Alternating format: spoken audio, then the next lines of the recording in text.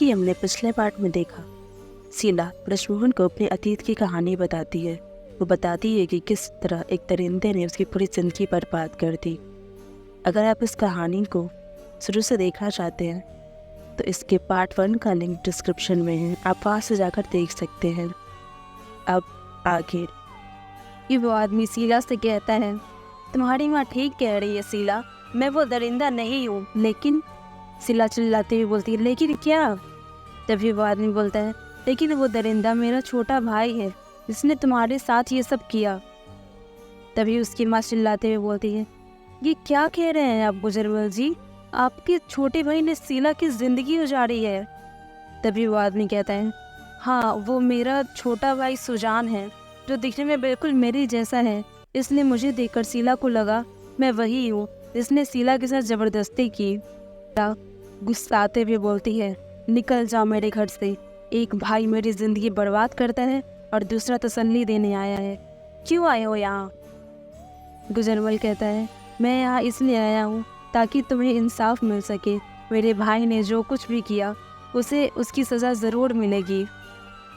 शीला की माँ उदास होकर बोलती है, सज़ा सज़ा वजह तो ठीक है गुजरमल जी, लेकिन मेरी बेटी से अब ब्याह कौन करेगा? ये तो कहीं मुंह दिखाने लायक ही नहीं रही। गुजरमल कहता है, उसकी चिंता आप न करें, शीला से ब्याह मैं करूँगा।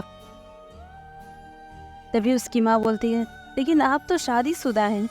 गुजरमल कहता है, पिछले साल ही मेरी पत्नी का देहांत हो चुका है, लेकिन मैं प्रेम सिर्फ अपनी पत्नी से करता हूँ। शीला से शादी सिर्फ मैं इसलिए कर रहा हूँ ताकि समाज में उस पर कोई उंगली ना उठा सके।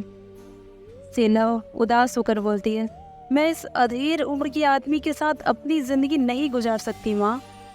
तभी उसकी माँ बोलती है, बात को समझ बेटी, गुजरमल जी जो भी कर रहे हैं वो तेरे भले के लिए ही है। और इस तरह शीला की शादी सेठ गुजरमल से हो जाती है। इस दुनिया वालों की नज़रों में पति पत्नी है, लेकिन सच्चाई कुछ और है।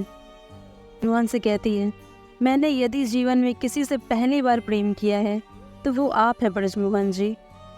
ब्रजमोहन पूरी कहानी शांतिपूर्वक सुनता है, फिर बोलता है, तुमने अपनी ज़िंदगी में इतना कुछ सहन किया शीला, मुझे इसका ज़रा भी अंदाज़ा नहीं था।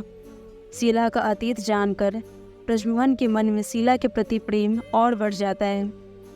तभी ब्रजमोहन कहता है शीला से, लेकिन शीला, सेठ गुजरमल को हमारे बारे में पता चल गया तो?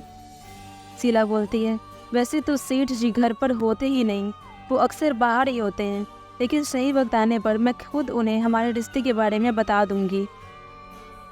वो उनसे कहती है, मेरे बारे में तो सब जान लिया, कुछ अपने बारे में भी बताइए।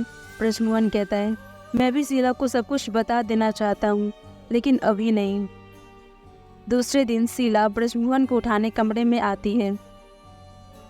नजर कमरे में रखी कर्ण पिशाचिनी की साधना वाली किताब पर पड़ जाती है। किताब को देखकर बोलती है, अरे ये कैसी किताब है?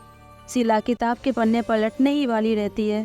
तभी ब्रजमोहन चिल्लाते हुए बोलता है, शीला वो किताब वहीं रख दो। मेरी ब्रजमोहन की तेज आवाज़ सुनकर शीला के हाथ से किताब नीचे गिर जाती है।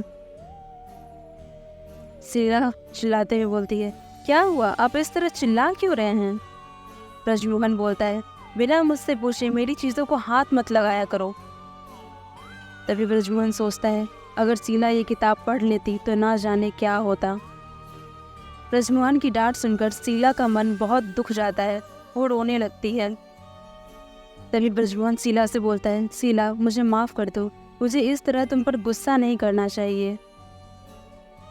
शीला को अपने गले से लगा लेता है।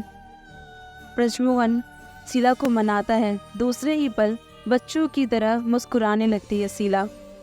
शीला बोलती है, अच्छा ठीक है, मैं एक शर्त पर ही माफ़ करूँगी, आज आप मेरे लिए अच्छी सी चाय बना कर लाएंगे। तभी ब्रजमोहन कहता है, ठीक है। शीला को खुश करने के लिए ब्रजमोहन रसोई में चाय बनाने लगता है।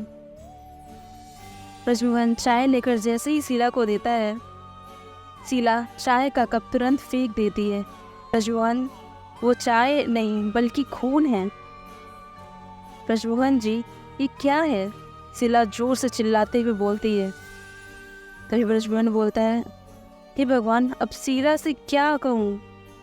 ये चाय खून में कैसे बदल गई? कहीं कर्ण पिशाचिनी वापस तो नहीं आ गई? कर्ण पिशाचिनी ने अपने आने का संकेत तो दे दिया। अब क्या नया मोड़ लेगी ब्रजमोहन और शीला की जिंदगी? जानने के लिए बने रहे कहानी के साथ और इस चैनल को सब्सक्राइब कर लें।